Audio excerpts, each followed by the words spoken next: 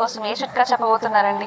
వర్షాకాలం వచ్చిందంటే చెమటలు ఎక్కువ పట్టడం, కాబట్టి వ్యర్థ పదార్థాలని టాక్సిన్స్ అన్ని చర్మరంధ్రాల్లో పేరుకుపోయి కూడా కాస్త ఇరిటేషన్స్ ఎక్కువ వస్తూ ఉంటాయి. స్కిన్ కలర్ కూడా వర్షాకాలం వచ్చేసరికి కొంచెం డిఫరెంట్గా మారుతూ ఉంటుంది.